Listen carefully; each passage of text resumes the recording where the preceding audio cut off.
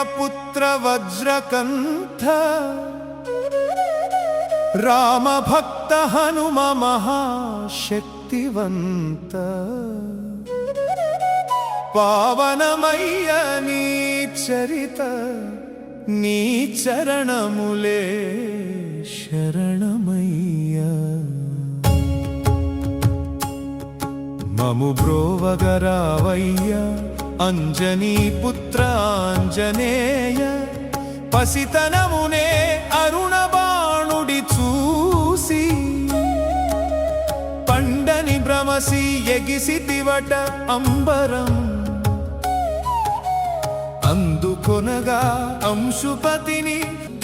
ఆ క్షణమే ఆశమేర రవిని మింగవచ్చే రాహువు నిను చూసి నువ్వు రక్కసివని భీతిల్లి సురపతికి మొరలిడగా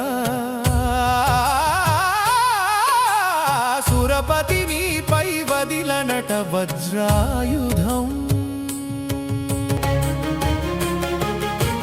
మూర్ఛిల్లిన నిను చూసి ప్రభంజనుడు క్రోధముతో వాయుబంధమే చేసెనట పరుగున వచ్చిన దేవతలు నిను మేల్కోపి వరములనే వసింగిరట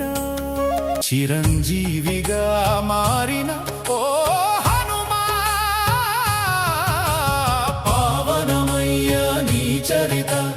పాడెద మోదముతో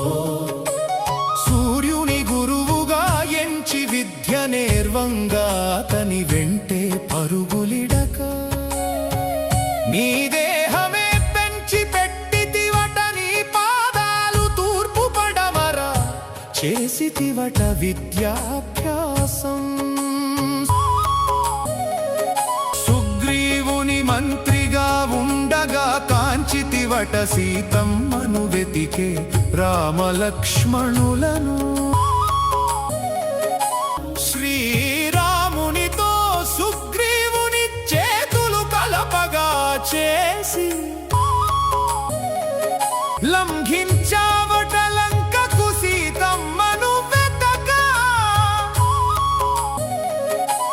లంఘిని పడగొట్టి స్త్రీ అని చంపక వదలి అశోకవనమున శోకమున మునిగిన సీతమ్మను చూచి శ్రీరాముడి అంగుళీయం సీతమ్మకిచ్చి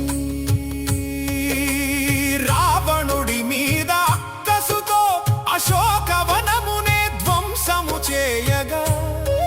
నీ బాలమునకు నిప్పెట్టిన దశకంఠుని లంకనే దహనం చేసితివట ఈతమ్మ జాడనే శ్రీరాముడికి తెలిపి వానర సైన్యంతో వారధి కట్టగా సమరమునకే సాగగా చంపితివట ధుమ్రాక్ష దేవాంతక త్రిశిర నికుంభాది రాక్షసులను మాయావి మేఘనాథుడి శరమునకు నేల కూలిన లక్ష్మణుడుని బ్రతికించగా సంజీవి పర్వతమునే పెకలించి తెచ్చి సౌమిత్రి ప్రాణం నిలిపి దాశరథి